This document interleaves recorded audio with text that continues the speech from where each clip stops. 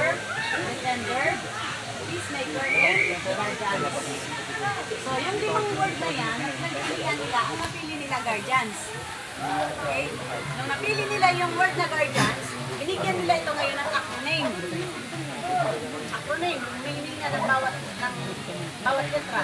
So, yung guardians, binigyan nila ng kahulugan na gentlemen, united, associates, race, dauntless, indigenous, advocators, nation, society.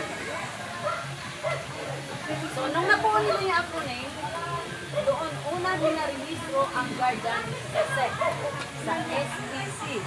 Ang unang nakapasok na rehistro sa SPC ng grupo ng guardians ay ang GBI, Guardians Brotherhood Incorporated, 1984. So, dyan nagsimula ang guardians sa 1984. Hindi nagtagal, yung mga incorporator ng GBI, nagkawatak-watak din yan.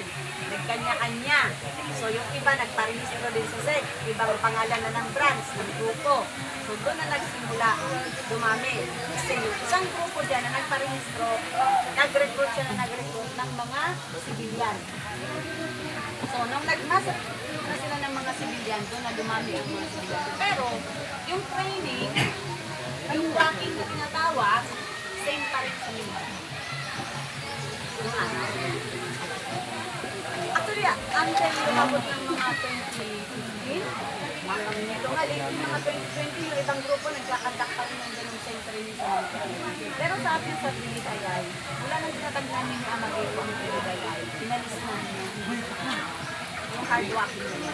Kasi hindi yan applicable sa lahat. Binibigay ang hard working sa mga talagang totally body fit.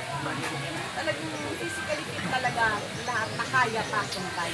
Kasi lalo ngayon yung ating klima, yung ating panahon, hindi siya ganun ka kahit mga bata ngayon binibigay kapag binibigyan ng kaya kasi mas pinang grupo, kasi ninyo, ang daming ang mga nakaraang taon, daming controversial na mga grupo na namamatay sa pamamawaking.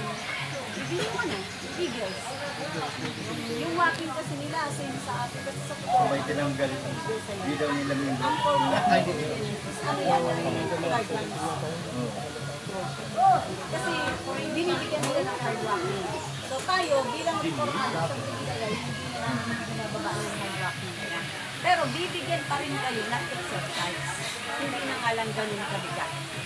Yung exercise na bibigyan, simple na lang. Parang simple na papapawit na lang. Para lang may maalala kayo. Okay.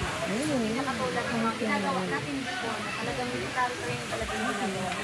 Kasi kung yung ano, gusto sundin yung training namin, kulang sa araw mo.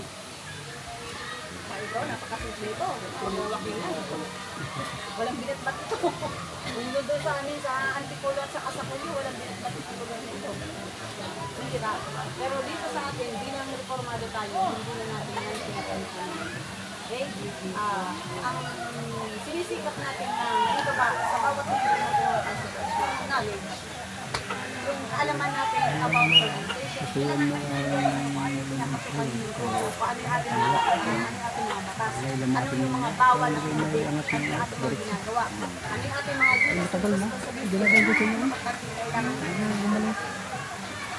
Bakit hindi mo lang hinulit yun? bibigyan kayo Sininto ko lang sa'yo. napakabigat na training bago namin kayo magpahal. Tapos, wala naman Parang kayo lagyan mo ibang nakabitin.